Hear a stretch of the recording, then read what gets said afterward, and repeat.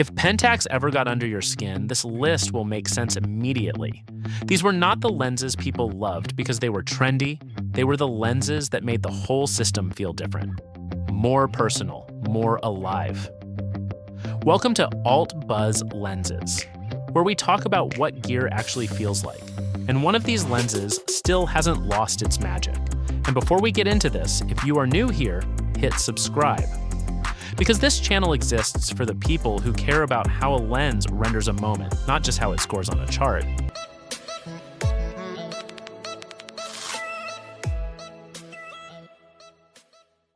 At number 4, we have the Super-Takumar 50mm f1.4. There's a reason people still talk about this lens the way they do. Not with the detached appreciation you give a museum exhibit. Not with the polite nod you offer something that was good for its time.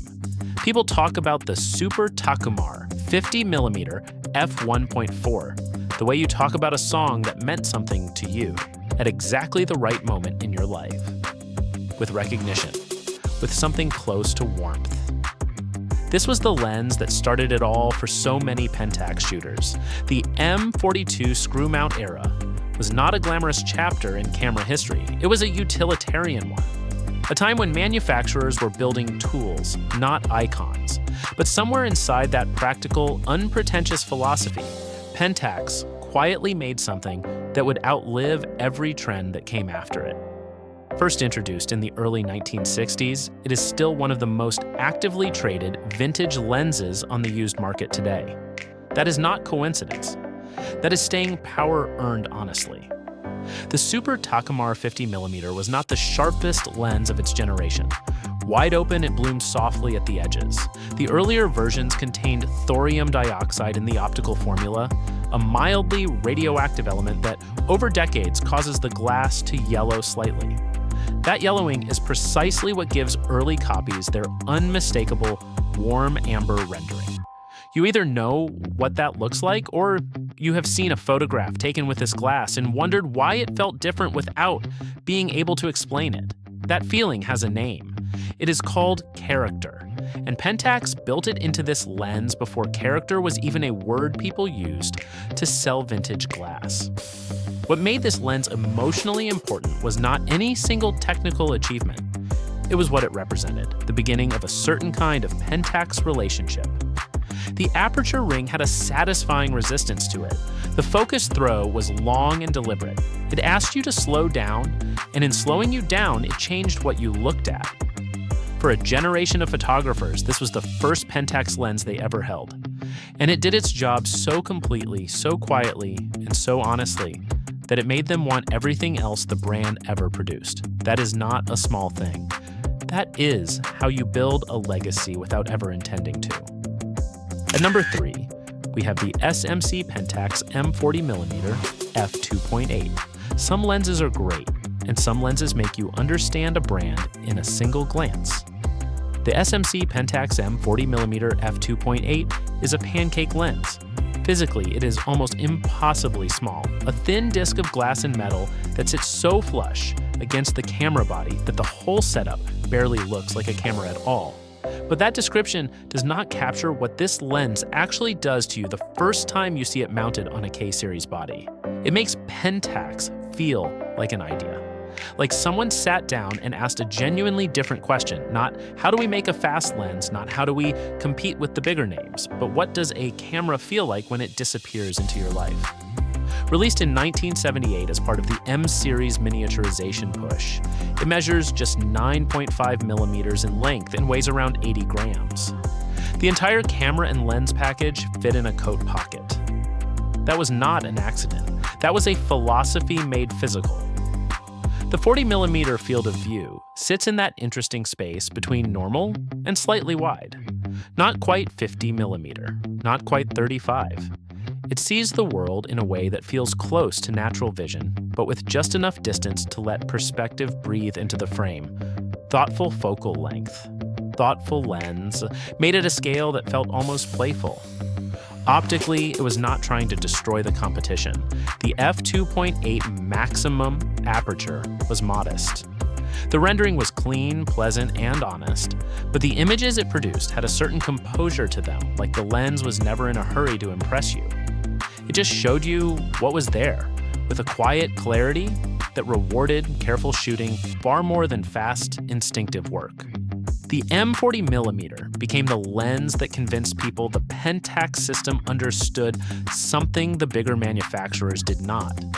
That smaller could mean more considered, that restraint could be a feature, that a lens you barely noticed on your camera could produce photographs that made people stop and actually look. If you ever shot with this lens on a K-series body, or even just held that combination in your hands, you know exactly what this section is about. Compact, purposeful, and quietly unlike anything else available at the time. If you are finding this kind of deep dive worthwhile, and I think you are because you are still here, hit subscribe and drop a comment below. Tell me if you ever shot with any of these lenses, or if there is one from your own past that still sits with you. The conversation in the comments on this channel is genuinely worth having. At number 2, we have the SMC Pentax-A 50mm f1.2. There are lenses people buy, and then there are lenses people want. The SMC Pentax-A 50mm f1.2 belongs entirely to the second category. It was never the most accessible lens in the lineup. It was never the obvious choice. But from the moment it existed, it occupied a very specific space in the imagination of Pentax shooters as the lens you aspired to. The one that sat just outside reach for most people. The one that made the whole system feel like it could do something extraordinary if you gave it the right glass. 1.2. Think about what that aperture meant on an A-series body. This was not a clinical maximum aperture designed to prove a technical point.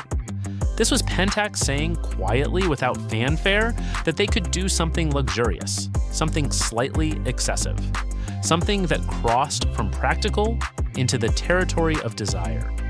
Introduced in 1984, it was one of the very few lenses of its aperture class available in the K-mount system at the time, built with 7 elements in 6 groups and a minimum focus distance of just under half a meter. Wide open, the bokeh from this lens was not just soft, it was disorienting in the best possible way. Subjects lifted off the background with a smoothness that felt almost painted rather than photographed. The transition from sharp to soft had a gradual, organic quality that modern manufacturers spend enormous resources trying to simulate and still do not fully capture. Many Pentax shooters never owned this lens. The price, even used, has always sat at a level that makes you pause.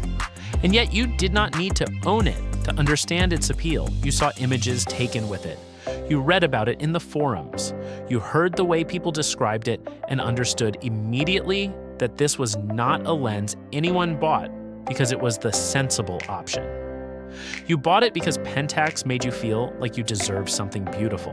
And the 50mm f1.2 was Pentax at its most quietly luxurious.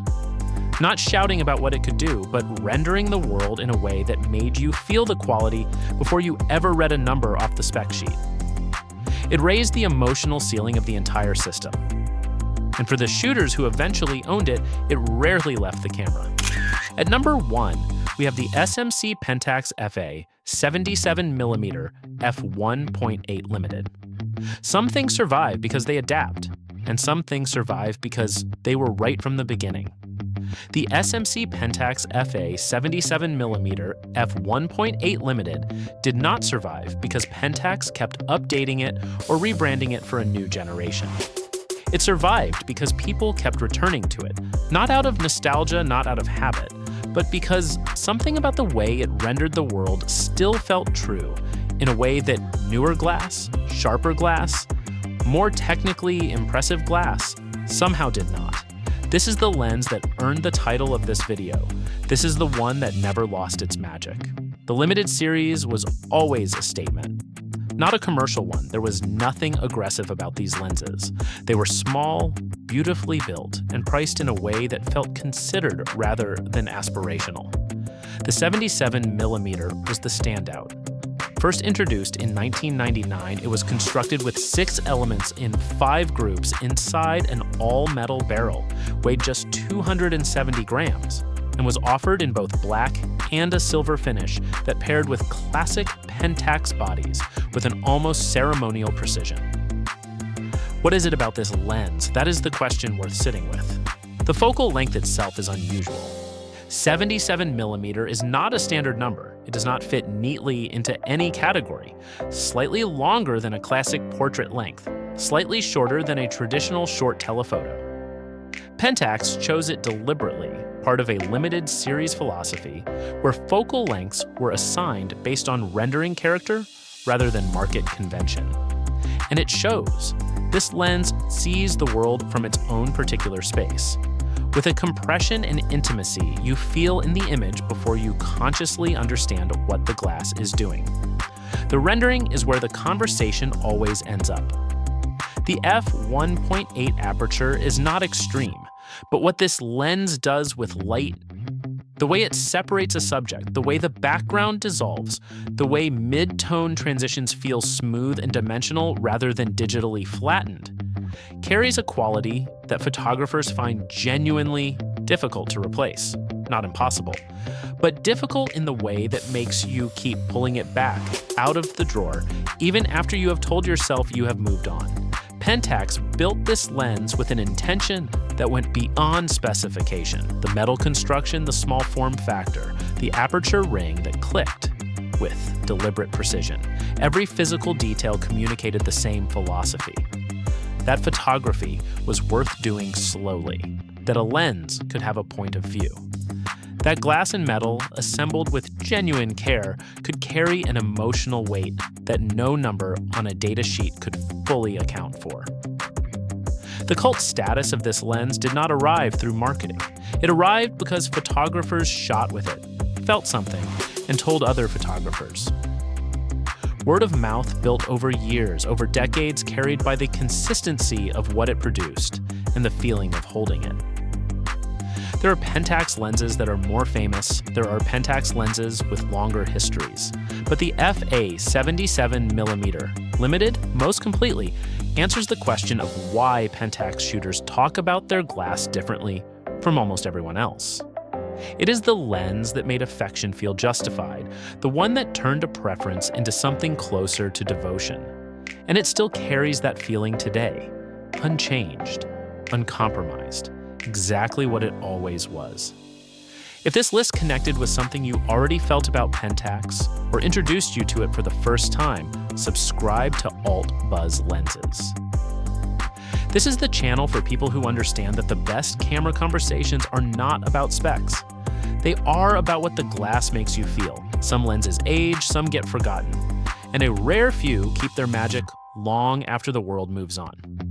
That was Pentax at its best, glass built not for the market, but for the moment.